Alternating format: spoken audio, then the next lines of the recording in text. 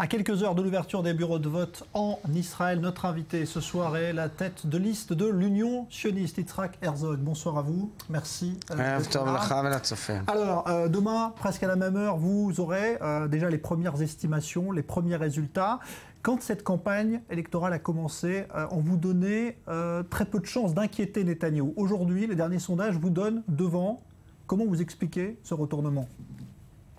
Je pense qu'il y a au cours de ces derniers jours un effort de Netanyahou pour refermer l'écart. Nous fournissons un gros effort pour préserver l'écart. Netanyahou prend des voix de Kachlon et de Bennett et nous faisons un effort pour prendre des voix du Yesh Atid, de Lapid, et nous pour les convaincre que s'ils veulent un changement et s'ils veulent Lapid même dans la coalition, eh bien il faut voter pour l'Union sioniste. Nous avons Livni et moi-même entraîner un changement politique et ce n'est pas du tout simple, c'est un combat, nous ne pouvons pas être indifférents et il y a encore des efforts à fournir.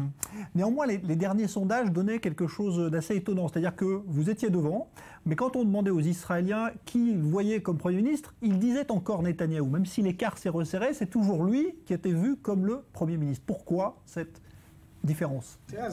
Écoutez, ça dépend de qui on demandait. Il y avait dans un sondage vendredi sur la radio publique où je resserrais l'écart. Netanyahou est Premier ministre depuis plusieurs années, donc les gens sont habitués à le voir Premier ministre. Et j'ai davantage maintenant de chances que Bill Clinton avait en face de George Bush. Lorsqu'arrive quelqu'un de nouveau, alors les gens se posent des questions. Est-ce qu'il a l'expérience suffisante? Yitzhak Herzog, en tout cas, ce qui est sûr, c'est que Netanyahou, depuis quelques jours, a décidé de rentrer dans la campagne. C'est sans doute à cause de vous et de vos sondages. Aujourd'hui, par exemple, il a prononcé, on va dire, des phrases qui marquent peut-être une vraie différence avec vous. Sur Jérusalem, il a dit que lui, il continuerait de construire partout dans Jérusalem. Pour ce qui est de l'État palestinien, il a dit que s'il était réélu, il n'y aurait pas d'État palestinien. Est-ce que là-dessus, vous êtes en total désaccord avec lui sur ces deux sujets ? Je ne sais pas de quel Netanyahou on parle en fait. Le Netanyahou qui a, d'après la presse, s'est mis d'accord pour accepter des renoncements qui iront tout à fait loin dans les négociations. Je ne sais pas de quel Netanyahou on parle. Je sais que Netanyahou panique. Je sais qu'il fait des zigzags permanents entre différents groupes. Et pour moi, il est important de préciser qu'il est important pour Israël qu'il y ait un processus diplomatique. Il est important qu'en Israël, il y ait un État juif et démocratique avec une majorité juive solide pour plusieurs générations. Et par conséquent, Israël doit parvenir à un processus diplomatique de séparation avec les Palestiniens. Et dans nos relations avec les Palestiniens, il y a eu un changement. Ils considèrent que Netanyahou est faible et par conséquent, ils ont entamé des processus unilatéraux face à la communauté internationale. Et sur Jérusalem, lui vous accuse de vouloir diviser Jérusalem. Hier, vous étiez d'ailleurs au Kotel, au mur des lamentations à Jérusalem. Lui est allé aujourd'hui à Jérusalem-Est, dans un quartier construit pour ce qu'on appelle des implantations. Vous estimez qu'il y a une frontière aujourd'hui à Jérusalem ou pas ?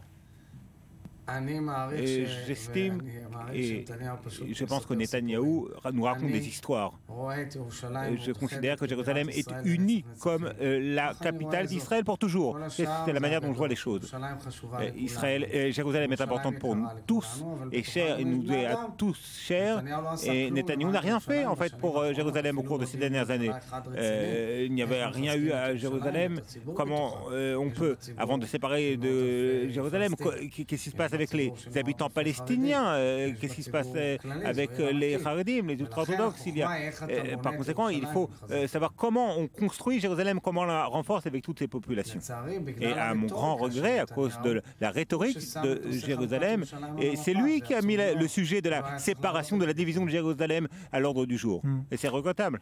Yitzhak Herzog, si vous obtenez demain soir donc le plus grand nombre de sièges, est-ce que vous pensez pouvoir avoir une coalition? Parce que c'est ça la grande question que tout le monde se pose aujourd'hui, pas seulement en Israël, partout. Est-ce que vous arriverez à former une coalition pour effectivement remplacer Netanyahou?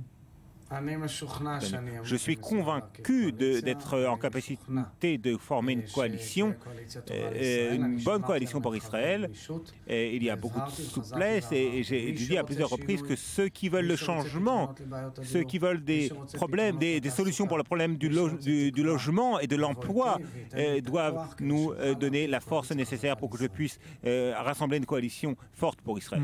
On a dit que vous essayez aussi de convaincre peut-être les partis de la liste arabe unifiée de vous soutenir. Vous en aurez besoin, vous pensez ? Je ne parle pas avec la liste arabe unifiée. Ils ont annoncé qu'ils ne rentreront dans aucune coalition et par conséquent, ce n'est pas à l'ordre du jour. Pour ce qui est de Yesh Atid et donc de Yair Lapid, qui sera sans doute quelqu'un dont vous aurez besoin, puisque lui ne veut plus de Netanyahou, ce sera difficile peut-être de le faire cohabiter avec des partis orthodoxes comme Chasse. Ça aussi, ça ne va pas compliquer les choses si vous avez besoin des uns et des autres ? J'ai prouvé dans le passé que je pouvais rassembler des publics différents, mener des grandes décisions politiques. J'étais membre du cabinet, j'ai des dizaines d'années, j'étais membre du cabinet de sécurité pendant de nombreuses années. Je suis convaincu de ma capacité à le faire. Aujourd'hui, on a l'impression, en tout cas quand on regarde à l'étranger, le sentiment donné ou peut-être la réserve exprimée par beaucoup de pays que beaucoup de capitales, que ce soit aux États-Unis, à la Maison-Blanche ou en Europe, souhaitent un changement en Israël. Vous sentez ça? Vous sentez être porté aussi par ce désir de la part de pays occidentaux? Je ne prends pas du tout ça en considération, que ce soit clair. Ce qui est important pour moi, c'est l'intérêt d'Israël et sa stature internationale. Il y a une volonté d'un changement régional, il y a une volonté d'initiative pour la paix, mais ça doit être le public qui doit en décider. C'est le public qui doit décider s'il veut ou non un changement. Et changement ou la déception. Alors, on a beaucoup parlé d'économie dans cette campagne en Israël, de social, ce que Netanyahou ne voulait pas faire au début. Finalement, il y est arrivé. Vous avez l'impression que c'était ça, le point central de cette campagne en Israël, c'était les dossiers économiques, sociaux, et pas l'Iran, pas le dossier palestinien? Oui, c'est vrai, je ne méprise rien. Tous les sujets sont importants et j'ai obtenu le soutien de tout le leadership sécuritaire d'Israël de ces dernières années, Meir Dagan, Yuval Diskin, Ehud Barak, Eliezer Shkedi, Amos Yadlin, des personnalités tout à fait sérieuses, mais le public veut un changement. Le public en a assez de Netanyahou et le public en a assez de la situation dans laquelle Israël se trouve actuellement. Il nous reste très peu de temps, mais quelle est la mesure phare? Parce que Netanyahou, hier soir, a défendu à Tel Aviv son bilan économique. Vous, quelle est la mesure phare que vous aimeriez prendre si vous êtes élu très rapidement? Sur quoi vous allez vous démarquer de lui? Je parle de l'économie et du social. Il n'a rien fait en fait, Netanyahou. Et concernant le logement, moi, en 100 jours, j'ai adopté mon programme économique et j'invite le public à le lire sur Internet et je ferai un changement social et dans le logement extraordinaire et qui permettra au public de récupérer de l'argent. Ce sera un grand changement social et économique. C'est le programme le plus juste et le plus social qui puisse être adopté par Israël. Quelques secondes, mais un gouvernement d'union nationale, c'est quelque chose qui vous semble possible ou pas là? Non, je ne pense. Aujourd'hui, je ne mène aucune négociation de coalition. Et si j'obtiens suffisamment de voix et de force, je pourrai mener Israël vers une meilleure santé sociale et économique. Merci beaucoup Yitzhak Herzog, tête de liste donc, de l'Union sioniste. Bonne chance pour demain parce que c'est donc dans quelques heures maintenant et c'est votre dernière interview sans doute. Merci de l'avoir donné sur i24 News. Vous étiez notre invité politique donc juste à la veille de ce scrutin qui démarre dans quelques heures en Israël et qu'on vous fera vivre évidemment. Merci à vous.